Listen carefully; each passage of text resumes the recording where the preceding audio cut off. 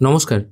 আমার ইউটিউব চ্যানেলে মাঝে, মাঝে অনেক এমন কমেন্ট চলে আসে যে যে রিলেটেড ভিডিওগুলো মনে হয় না করলেও চলবে। কিন্তু অনেকে কমেন্ট এমনভাবেই করেন যে সেই রিলেটেড ভিডিও মনে হয় তাদের জন্য একবার অন্তত বানিয়ে দেওয়া উচিত। কারণ আমরা যারা সাইবার ক্যাফে চালাই বা যারা কম্পিউটার রিলেটেড কাজ করেন, ছোটোখাটো জিনিসকে আমরা মনে করি এটা তো সামান্য ব্যাপার, এটা তো সবাই জানে। কিন্তু এমন অনেক মানুষ আছেন বা আমরাই যখন প্রথম কোনো জিনিস শিখেছিলাম আমরাও কিন্তু অনেক ছোটোখাটো কাজ জানতাম না।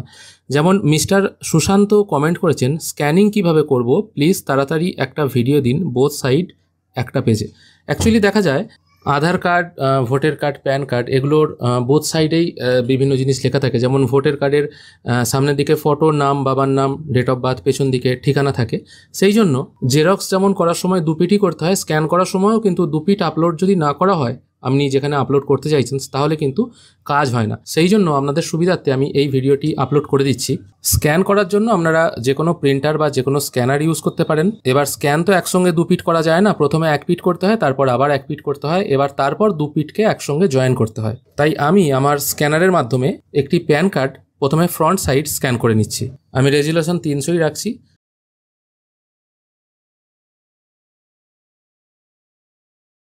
দেখতেই পাচ্ছেন ফ্রন্ট সাইড এখানে স্ক্যান হয়ে গেছে। আমি একটু বড় করে দেখাচ্ছি আপনাদের সুবিধার জন্য। এরপর আমি স্ক্যান করছি প্যান কার্ডের ব্যাক সাইডটা।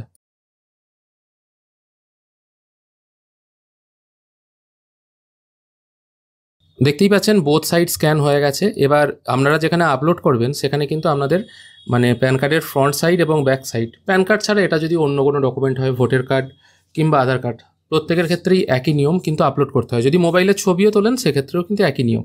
এবার কাজ হচ্ছে আপনারা এই দুটোকে একসঙ্গে জয়েন কী করে করবেন। জয়েন করার জন্য আপনারা ফটোশপ 7.0 ইউজ করতে পারেন অথবা ফটোশপ CS3ও ইউজ করতে পারেন। 7.0টা অ্যাকচুয়ালি সব জায়গায় অ্যাভেলেবেল, সেই জন্য আমি এটার মাধ্যমেই করে দেখাচ্ছি।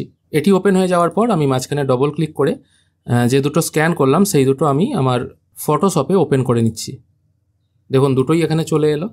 এবার আমার মেশিনে অনেক নোংরা পড়ে আছে, সেই জন্য হয়তো স্ক্যানে এত দাগ এসছে। নর্মালি স্ক্যান করলে খুব সাদা আসে।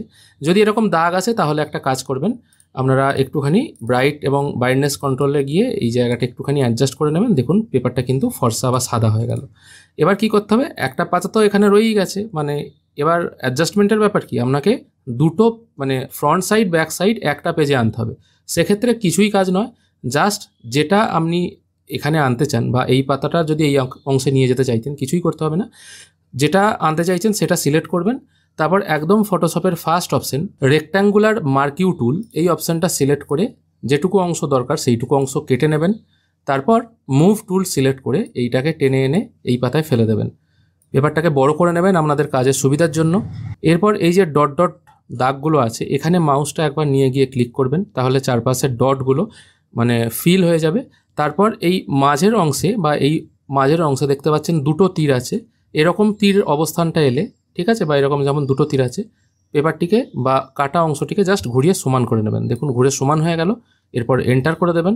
এরপর এটারও এই সাদা অংশগুলো বারবার তো বললাম ময়লা পড়ে আছে, সেই জন্য অ্যাডজাস্টমেন্ট অপশানে এসে ব্রাইটনেস অ্যান্ড কন্ট্রাস্ট এই অপশান থেকে ব্রাইটনেসটা একটুখানি বাড়িয়ে দেবেন। দেখুন ব্রাইটনেস বেড়ে গেল। এইভাবে কিন্তু একটা পেজের মধ্যে বোথ সাইডের ডকুমেন্টকে আনা যায়।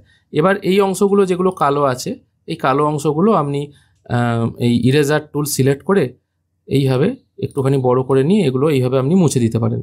বা স্ক্যানারে যদি দাগ থাকে অন্য অংশগুলো মোছার জন্য ইরেজার ব্যবহার করতে পারেন। এটি হয়ে গেলে ফাইল অপশান থেকে সেভ অ্যাজ অপশান সিলেক্ট করবেন, তারপর ডেস্কটপ সিলেক্ট করবেন বা অন্য কোনো ফোল্ডারে সেভ করতে চাইলে সেটা সিলেক্ট করবেন। এখানে ফরম্যাট আপনি করে দেবেন জেপিইজি, একটি ফাইল নেম দিয়ে দেবেন A123, আমি এটা দিয়ে দিচ্ছি। তারপর জাস্ট সেভ অপশানে ক্লিক করে ওকে করে দেবেন। ওকে হয়ে যাওয়ার পর আপনারা এখান থেকে ফাইলটা ওপেন করে দেখবেন। দেখুন একটা পেজে কিন্তু দুটো ডকুমেন্টস চলে এসছে। দেখতেই পাচ্ছেন কোয়ালিটি কত ভালো এসছে, কোনো রকম প্রবলেম হবে না। আশা করি বুঝতে পেরেছেন যে কি করে একটি বোথ সাইডের ডকুমেন্ট আলাদা আলাদা করে স্ক্যান করে একটা পেজের মধ্যে আনা যায়। জানি ম্যাক্সিমাম মানুষ এই কাজটা জানেন, কিন্তু অনেকে জানেন না। ঠিক তাদের জন্য আমি এই ভিডিওটা বানিয়ে দিলাম। ধন্যবাদ।